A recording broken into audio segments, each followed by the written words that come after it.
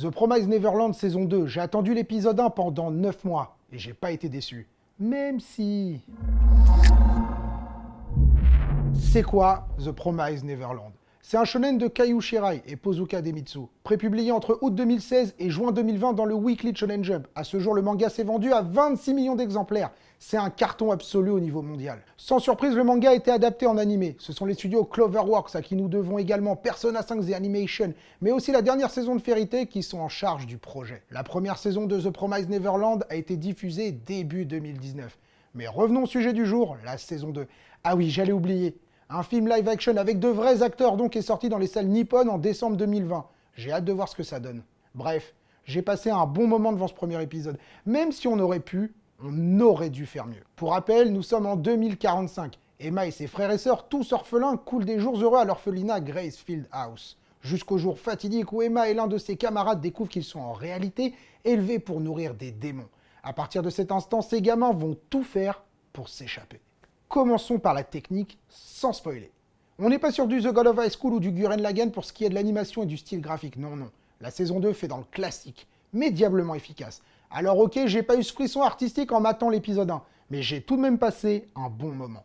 On conserve le style de la saison 1, même si on peut noter quelques améliorations fort appréciables. Par contre, certains éléments hument salement la 3D, et perso je trouve ça dommage. Puis The Promised Neverland a toujours su jouer les équilibristes entre la légèreté enfantine des héros et la cruauté de l'univers dans lequel ils évoluent.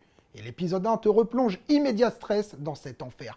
Aucune concession n'est faite. Mieux encore, ce premier épisode ne manque pas de rythme, mais c'est ralentir quand le besoin se fait sentir, pour réintroduire les persos et clarifier la situation. Spoiler alerte, si vous restez, vous avez déjà vu l'épisode 1 de la saison 2, ou vous assumez d'être spoilé. À la fin de la saison 1, les enfants de l'orphelinat parviennent à s'enfuir en laissant Norman derrière. Plusieurs questions trottent dans ma tête depuis plus d'un an. Que sont devenus les enfants après avoir réussi à s'échapper? Comment vont-ils survivre seuls? Qu'est-il advenu de Norman? Etc. La saison 1 parlait d'évasion. La saison 2 devrait prendre des airs de course-poursuite et ne sera pas avare en révélations, mais pas seulement. Ok, j'ai eu quelques réponses, mais cet épisode 1 soulève tellement de nouvelles questions.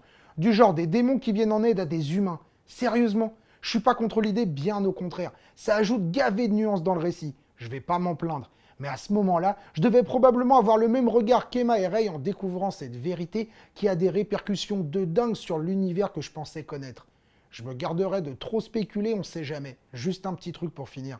Si William Minerva n'est pas impliqué dans cette résistance démoniaque, c'est l'auteur de plusieurs livres ayant permis aux enfants de fuir Gracefield House, je comprends plus rien. Du coup, j'ai vraiment hâte de découvrir l'épisode 2 et d'en apprendre plus sur cet univers encore trop mystérieux.